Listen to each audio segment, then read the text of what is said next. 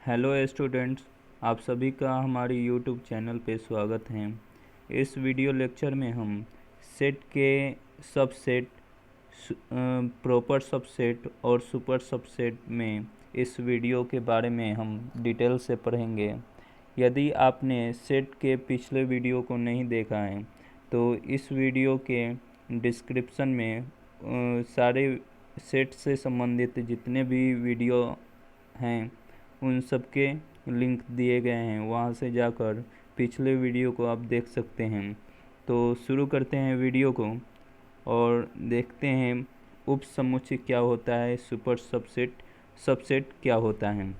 तो यदि कोई समुच्चय ए का प्रत्येक अव्यय समुच्चय बी का भी अव्यय हो तो समुच्चय ए को उस समुच्चय का उपसमुच्चय कहते हैं। कहने का तात्पर्य ये है कि कोई मान लेते हैं कि ए कोई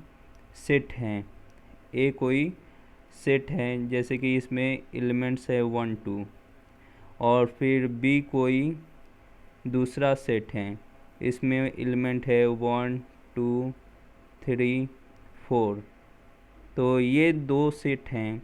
तो ए के जितने भी एलिमेंट्स हैं वो क्या हैं, बी के भी एलिमेंट्स हैं। यानी कि ए के कौन कौन एलिमेंट्स 1 और 2 जो हैं वो बी के भी एलिमेंट्स हैं। तो अगर समुच्चय ए का प्रत्येक अव्यय क्या हो, समुच्चय बी का भी अव्यय हो, तो क्या कहेंगे हम, तो हम कहेंगे ए जो है, समुच्चय ए जो है बी का सबसेट है। इसको कैसे पढ़ेंगे, A is the subset of B, और इसे इस प्रकार डिनोट करेंगे, A is the subset of B. यहाँ पे हम देख सकते हैं एग्जाम्पल में, ए जो हमारे पास सेट हैं इसमें एलिमेंट्स है ए ई आई ओ यू, ये हैं। फिर बी जो हमारे सेट हैं A B E C I O L U, ये सेट हैं। तो यहाँ पे हम देख रहे हैं क्या कि ए का हर एलिमेंट बी का भी एलिमेंट है। इसमें ए मौजूद है तो इसमें भी ए मौजूद है, ई है इसमें भी ई है, आई है तो आई है, ओ है तो यहाँ पे ओ है, यू है तो यू है। यानी कि ए का हर एलिमेंट बी का भी, सेट बी का भी एलिमेंट है। तो अगर इस केस में हम क्या कहेंगे, A is the subset of B, और इसे इस प्रकार डिनोट किया जाता है, A is the subset of B.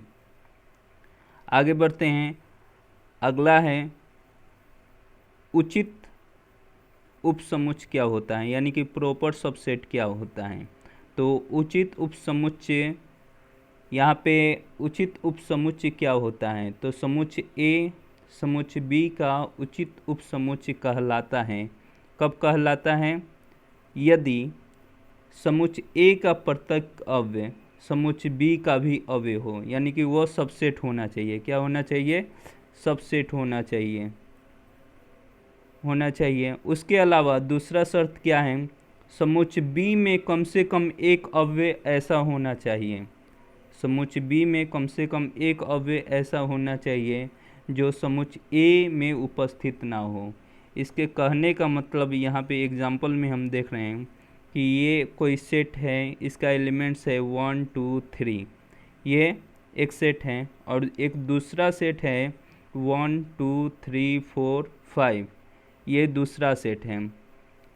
यहाँ पे ए का हर एलिमेंट्स बी का भी एलिमेंट्स है, लेकिन कम से कम यहाँ पे कह रहा है कि कम से कम एक अव्यय ऐसा होना चाहिए, यानी कि एक एलिमेंट्स बी में ऐसा होना चाहिए जो ए में मौजूद ना हो। तो यहाँ पे 4 और 5 हैं जो कि बी में मौजूद नहीं हैं। तो इस केस में ये क्या हो जाएगा, A is the proper subset of B, ये, और इसको A is the proper subset of B इस प्रकार डिनोट किया जा सकता है। तो यहाँ पे हम देख रहे हैं A is the proper subset of B. अब यहाँ पे हम देखते हैं, यहाँ पे कंपल्सरी नहीं है कि बी में कुछ एक के ऐसा एलिमेंट हो जो ए में मौजूद ना हो। ये सबसेट में नेसेसरी नहीं है, इसमें हो भी सकता है और नहीं भी। बस इसमें क्या नेसेसरी है, ए के जितने भी एलिमेंट्स हैं वो बी के एलिमेंट्स होने चाहिए। और लेकिन इसमें नेसेसरी हैं कि बी में कम से कम एक ऐसा एलिमेंट्स होना चाहिए जो ए में मौजूद नहीं हो। तो इस प्रकार हम क्या कहेंगे, A is the proper subset of B. आगे बढ़ते हैं। अब है समुच्चय का अधिसमुच्चय, यानी कि सुपरसेट ऑफ ए सेट क्या होता है, इसके बारे में हम पढ़ते हैं। तो कोई समुच्चय ए है, समुच्चय बी का अधिसमुच्चय कहलाता है यदि समुच्चय बी समुच्चय ए का उपसमुच्चय हो, अर्थात बी का प्रत्येक अव्यय क्या हो, ए का भी अव्यय हो। बी का क्या अव्यय हो, क्या हो, ए का भी अव्यय हो। कहने का मतलब ये है कि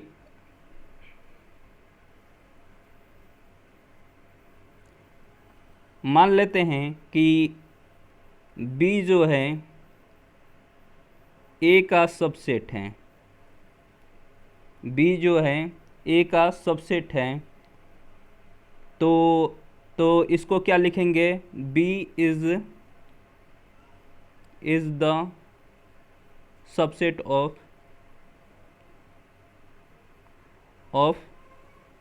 ए, इस प्रकार लिखेंगे।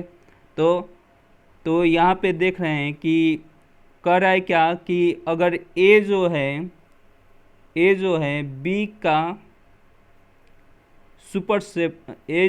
बी का सुपर सबसेट है, तो क्या कह रहा है कि बी का हर एलिमेंट जो है ए में मौजूद होना चाहिए। तो यहाँ पे एग्जांपल हम देख रहे हैं क्या कि बी का जो एलिमेंट्स है 2, 3, 4 वो क्या है, ए में भी मौजूद हैं, यानी कि 2, 3, 4 मौजूद हैं।